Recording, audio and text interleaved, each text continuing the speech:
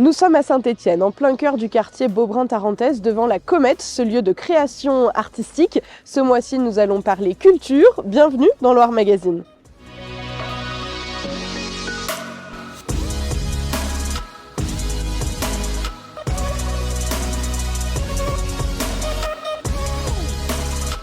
Au sommaire de cette nouvelle édition, nous recevons Corinne Besson-Fayolle. Elle est vice-présidente en charge de la culture pour parler des divers établissements d'enseignement artistique soutenus par le département. Ces écoles de musique, de danse et de théâtre jouent un rôle clé dans le rayonnement culturel du territoire.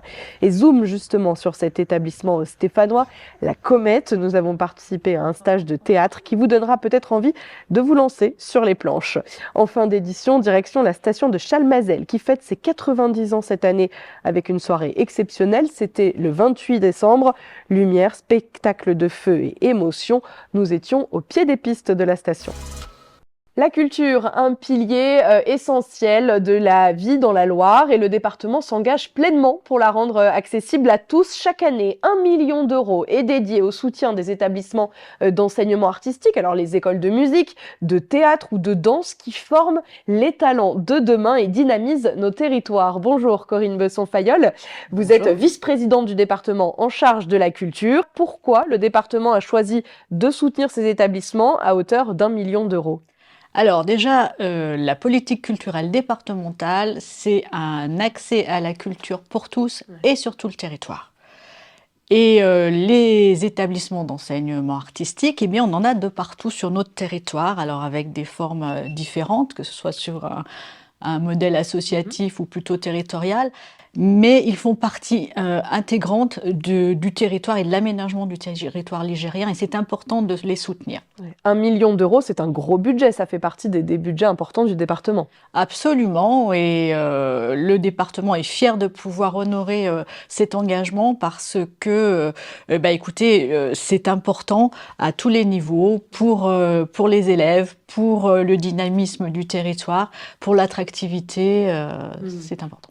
Combien d'écoles sont concernées par ce soutien dans la Loire et quel type de projets sont accompagnés ? Alors aujourd'hui, sur le territoire ligérien, nous avons 48 écoles que nous soutenons. Ce sont des écoles de structures différentes, que ce soit sous un type associatif ou sur un type territorial, mais le département est présent à leur côté. C'est indispensable parce que ces écoles se trouvent parfois dans des territoires ruraux et le soutien du département est vraiment nécessaire pour la survie de ces établissements. On s'attache particulièrement à répartir nos subventions en fonction du nombre d'élèves, mais aussi en fonction du nombre d'enseignants diplômés, car on est très attaché à la qualité des enseignements qui sont dispensés dans ces établissements. Et alors, quel type de projet vous accompagnez, par exemple ? Alors, c'est toutes sortes d'apprentissages, que ce soit au niveau de la musique, au niveau de la danse, au niveau du théâtre, mais tout ce qui compte, c'est que ce soit de la qualité et fait par des gens professionnels. À la Comète, où on se trouve aujourd'hui, le conservatoire Massenet propose une spécialité théâtre. En quoi c'est un exemple concret également de cette politique culturelle ? Alors, vous savez, on a revu notre schéma d'enseignement artistique là, à la suite d'une longue évaluation, parce que la politique culturelle du département, elle n'est pas d'aujourd'hui, mais bon, c'est intéressant des moments de se poser et d'évaluer un petit peu le chemin parcouru et puis voir comment on s'adapte. Et il s'avère que la discipline théâtre, c'est pas la discipline la plus présente sur notre territoire, alors que nous avons quand même des fleurons dans la comédie qui est ici. Et puis, quand on regarde l'éducation nationale, il y a quand même un espoir de développer tout ce qui touche au théâtre, parce que le théâtre, c'est pas que jouer, c'est aussi tout un travail sur soi qui est très important dans l'oralité. Et du coup, dans ce nouveau schéma, on travaille à mettre en place un nouvel examen pour le théâtre. Et donc, voilà, nous devons nous appuyer sur des partenaires tels que nous, comme le conservatoire. La Comète, le conservatoire. Quels sont les domaines justement qui ont la cote dans le département ? Il y a un développement des musiques actuelles, mais voilà, c'est bien. Et puis la danse quand même, qui petit à petit commence à prendre ses marques et avec des pratiques qui s'ouvrent aussi. Hein, donc, oui, la danse, c'est très large. Oui, Hein. Oui. On va parler du théâtre justement et nous avons eu la chance de suivre une partie d'un stage de théâtre qui se déroule ici en ce moment à la Comète avec des étudiants de classe prépa théâtre. L'artiste Guillaume Mitonneau propose de travailler sur la présence scénique et technique du clown pour le jeu d'acteur. Reportage signé Lisa Moulin. On va essayer de trouver des stratégies de comment on se rapproche des choses le plus possible, mais comment on prend le... Moi, je suis clown de formation, voilà, mais sous le clown, il y a un comédien. Donc, je leur apporte un peu ma vision de la comédie, voilà, du jeu. C'était ce niveau-là d'engagement physique, d'accord? Donc ça nous intéresse que ce soit ça le niveau. Ok, alors je sais, c'est chiant, mais c'est pas moi qui ai proposé ça. C'est juste, ça va être fatigant, mais ça va être super. D'accord? Parce qu'à partir de là, la suite c'est ça. Sûrement, quelque chose comme ça. Ok? Ici, en fait, c'est la spécialité théâtre du conservatoire qui a la chance d'être accueillie à la Comète, c'est-à-dire qu'on occupe les 3e et 4e étages de la Comète. Nous, on propose un cursus complet de théâtre qui va du cycle 1, donc on peut rentrer dès 15 ans sans jamais avoir fait de théâtre, jusqu'à ce qu'on appelle la classe préparatoire à l'enseignement supérieur, où là, c'est vraiment les étudiants qui souhaitent se professionnaliser ou intégrer une école supérieure de formation de lecteurs. C'est bien, ça joue ça. Très bien, ok, bravo.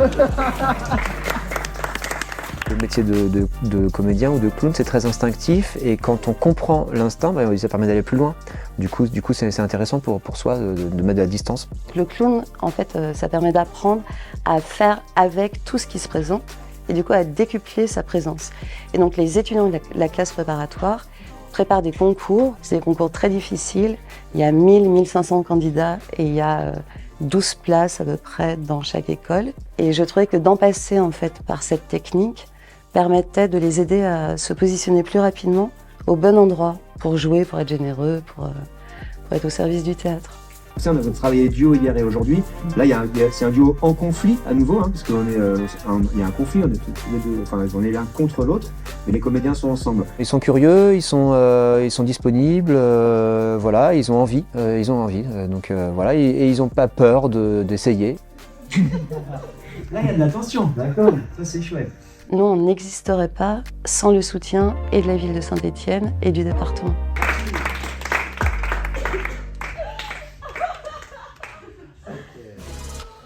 De retour donc au sein de la Comète avec Corinne Besson-Fayolle, vice-présidente en charge de la culture. Et cette culture que le département se veut le moins élitiste possible. Hein. C'est important, Corinne Besson-Fayolle, d'ouvrir à tous. Justement, quelles actions sont mises en place pour que ces enseignements touchent un maximum de personnes?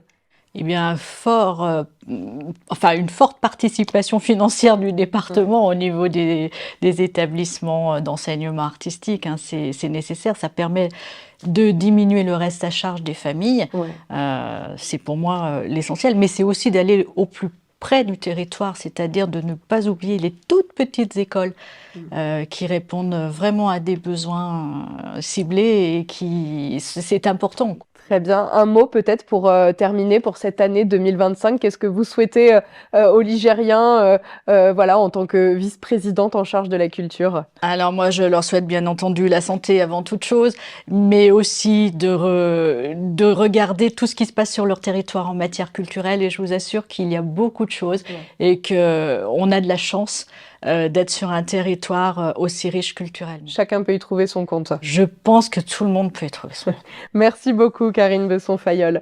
On continue ensemble et je vous propose d'enfiler vos bonnets, vos écharpes et autres tenues de ski direction Chalmazel. La station fête son 90e anniversaire avec une soirée inoubliable. Le 28 décembre, Chalmazel a offert un spectacle haut en couleurs au public, avec notamment une traditionnelle descente au flambeau. Le récit des festivités, c'est avec Lisa Moulin.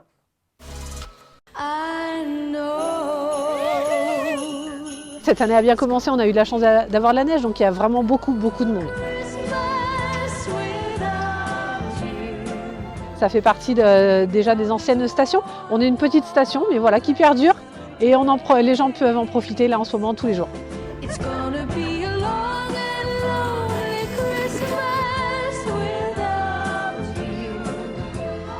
On a essayé de créer un moment un peu féerique qui change un petit peu et mettre en lumière la station de Chalmazel.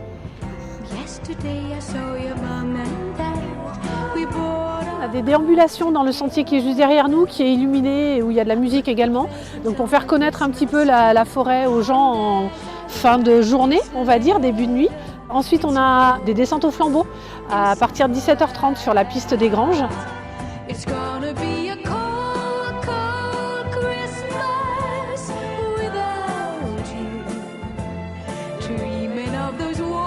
Et on aura après un spectacle de feu et lumière et son sur le front de neige.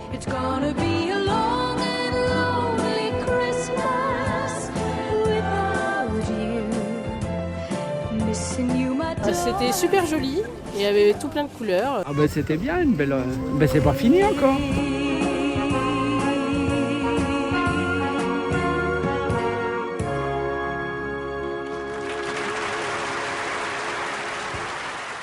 Allez, je vous propose de découvrir le reste de l'actualité du département. Vous allez le voir, elle est très riche. Tout ça, c'est en moins d'1 minute. 10 millions d'euros, c'est la somme qu'il faut pour réparer les dégâts causés par les fortes pluies des 17 et 18 octobre. À Chavanais, Pélussin, Lupé, Malval et Saint-Sauveur-en-Rue, routes et ponts ont été gravement endommagés.